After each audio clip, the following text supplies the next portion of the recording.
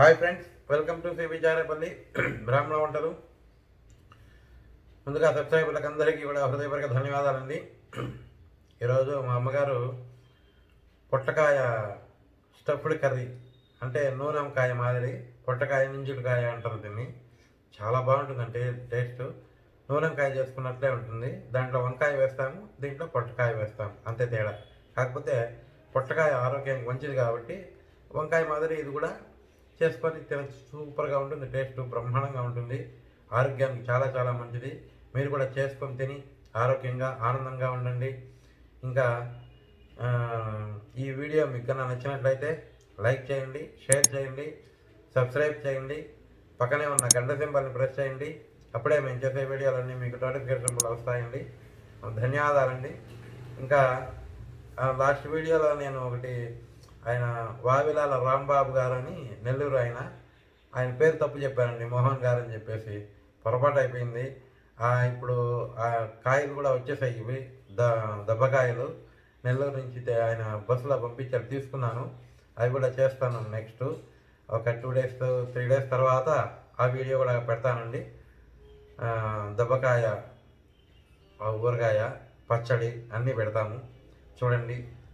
ధన్యవాదాలండి. మీ సపోర్ట్ మాకు ఎప్పుడూ ఉండాలని మనస్ఫూర్తిగా కోరుకుంటున్నాను. Thank you very much. పొట్లకాయ స్టఫ్డ్కాయ చేస్తున్నానండి. నింజుడుకాయ ఏదో అట్లే కానీ పొట్లకాయ, దానికి కావాల్సిన పదార్థాలు: పొట్లకాయలు, ఇంగువ, ఆవాలు, మినపప్పు, శనగపప్పు, మినపప్పు, ధనియాలు, నూగులు, మిరపకాయలు, పల్లీలు, కరేపాకు, నూనె, పసుపు, ఉప్పు. ఇవి ఇట్లా మధ్యలో విత్తనాలన్నీ తీసేసి ఈ విధంగా హోల్ మాదిరి చేసుకోవాలి రౌండ్గా. దీంట్లో లోపల స్టఫ్ చేసి మసాలా అంతా ఫ్రై చేసుకోవడమే కదా. పల్లీలు వేయించుకుంటానండి.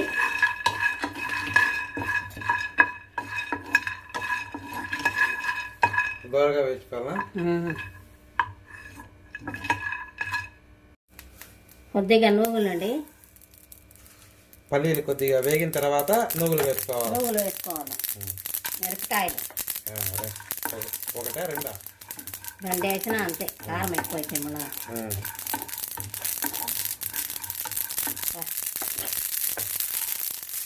వేగిపోయాయి, బౌల్లోకి తీసుకుంటున్నాను.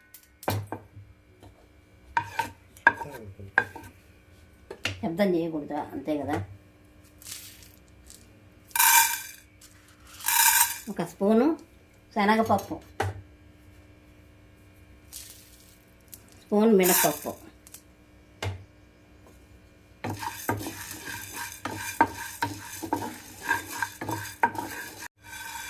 వేగాయండి. ఇవి కూడా బౌల్లోకి వేసుకుంటున్నాను.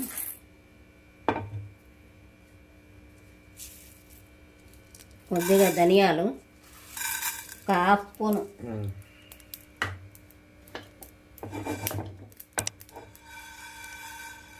స్టవ్ ఆఫ్ చేసుకున్నాను.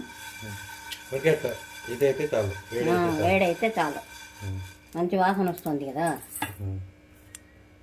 అంటే కానిచ్చేసి చేసుకోవాలి, వేయించినటువంటి చల్లారాక పదార్థం మిక్సీలోకి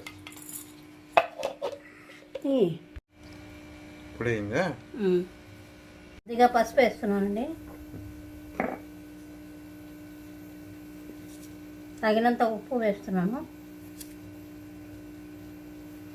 తక్కువైతే మళ్ళీ కలుపుకోవచ్చు కదా, ఎక్కువైతే కష్టం.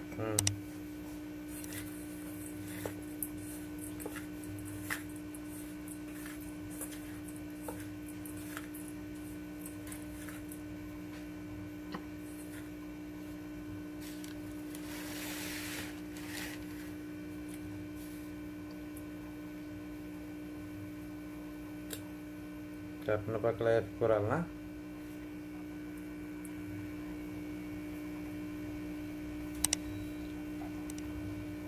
రెండు పక్కల వేవా, ఒక పక్కేనా? ఒక పక్కే, రాలిపోకుండా ఉండాలి. మళ్ళీ కావాల్సి పొడి వేసుకుని ఇట్లా అన్నిట్లో వేసి కూరుకోవాలి. అన్నిట్లో ఈ మాదిరి పెట్టుకోవాలండి.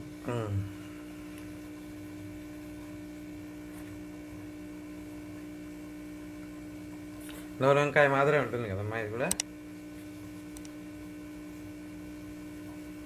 ఈ పొడి మిగిలితే దేనికైనా వాడుకోవచ్చునా? ఎందుకు, దేంట్లోనే చల్లేస్తే సరిపోదు. అంటే వేరే వాటికి వాడుకోవచ్చు, కూరలు, పొడి కూరలు దేనికైనా వాడుకోవచ్చు.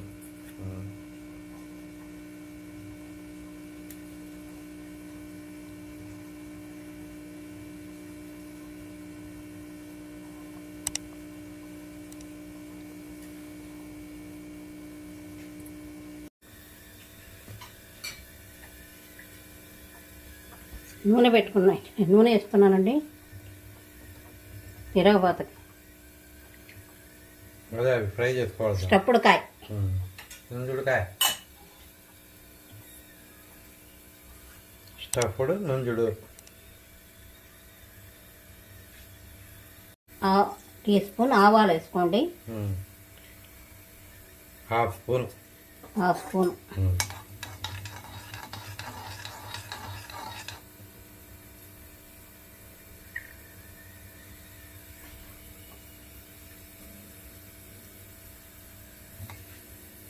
దీనికి నేను బేడలు అవన్నీ వేయనండి, ముందుగా పొడిలో అన్నీ వేసేస్తాను కదా, మళ్ళీ బేడలు వేస్తే అదేం బాగుండదు. నేను అన్ని కూరలు ఇట్టే చేస్తాను.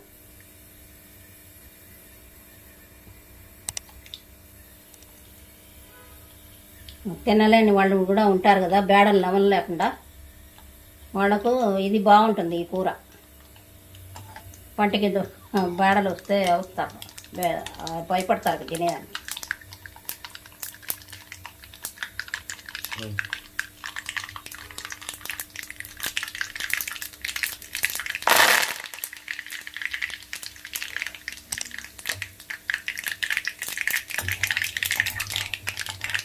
కరివేపాక, ఆయిల్ పెట్టుకున్నానండి, కరివేపాకు వేసాను, మసాలా స్టఫ్ చేసి పెట్టుకున్న కాయలు, పొళ్ళకాయలు. ఈ పక్క పొళ్ళకాయలు అంటారు, పక్క పొట్లకాయలు అంటారు.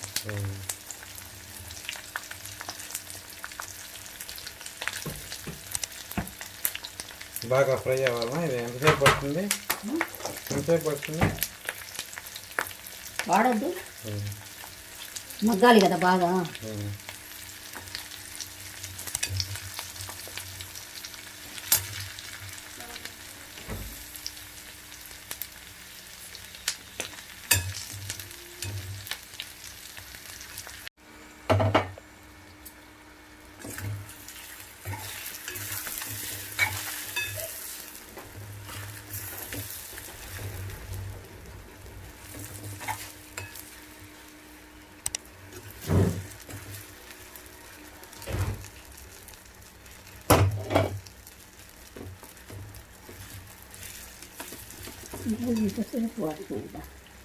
వాడాలా?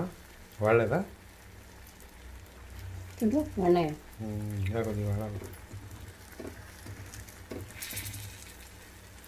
నేమ్మ వాడింది, ఇది వాడింది,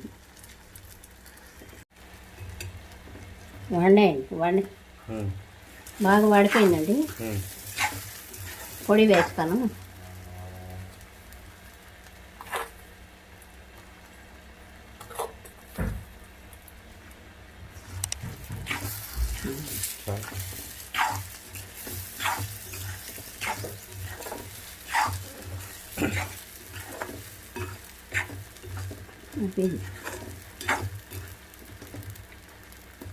అయిపోయిందా?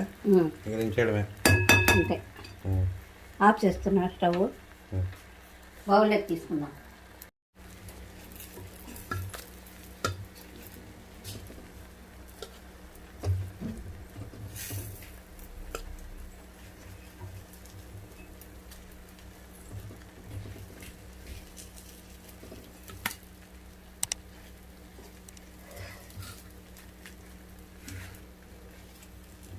పొట్లకాయ, నుంచుడికాయ రెడీ అయిపోయింది. మెత్తగా వాడిపోయినాయి. అన్నంలోకి వేసుకొని నెయ్యి వేసుకొని తింటే చాలా బాగుంటుంది. చేసుకొని తినండి సులభంగా, ఆరోగ్యంగా ఉండండి. ఎలా ఉందో మాకు తెలపండి చేసుకొని తిని.